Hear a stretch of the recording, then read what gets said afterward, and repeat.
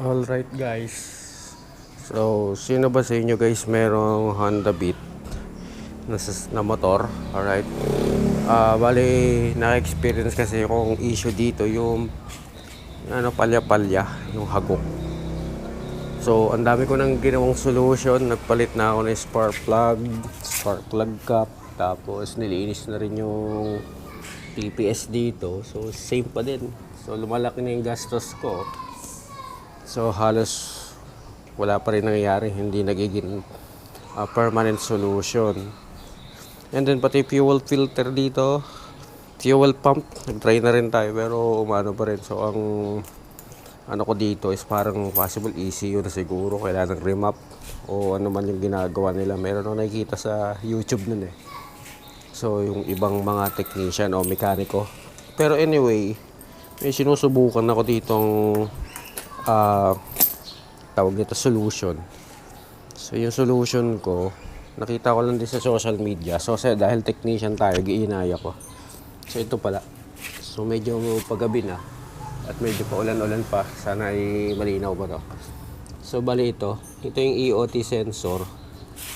So supposed to be, nakita niya meron akong resistor na kinabit. So ang ano nito is 560 ohms.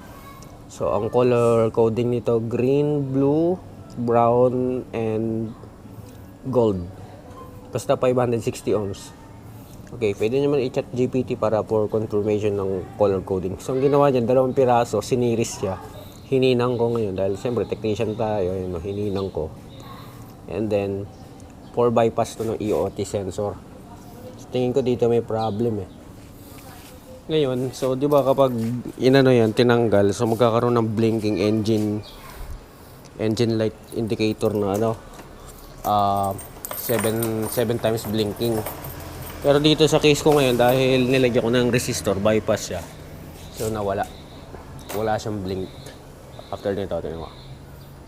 So ayan. So nakita niya wala siyang blinking. And hopefully sana ito na yung solution ko dito. So tagal ko na pinoproblema to, tsaka ano lang dito guys is 500 50,000 yung audio, napakababa pa lang. Pero bugak-bugak, palya-palya, namamatayan. So mga ginawa kong solution guys, TPS, palit na rin ng TPS. Nilinis na lang yung throttle body.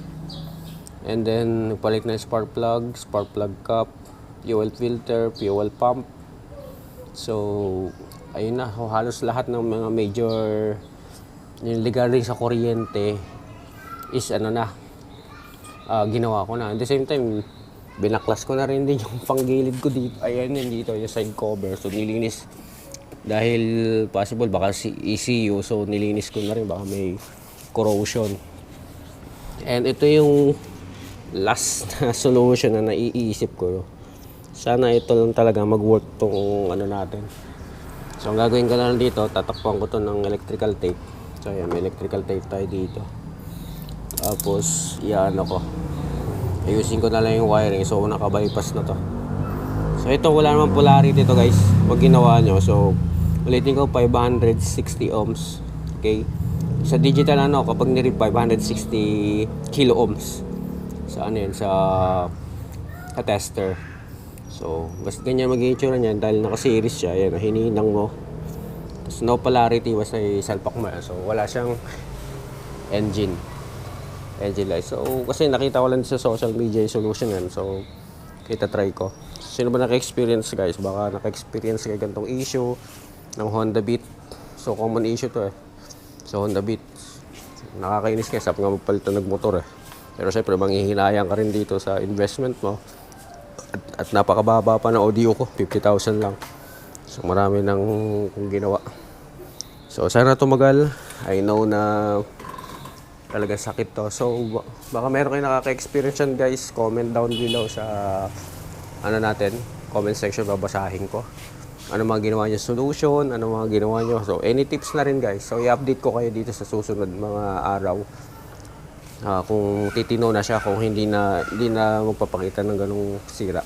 Okay, so yun lang naman para sa video nito guys. So maraming salamat sa inyo. Don't forget to subscribe and follow our YouTube account. Thank you.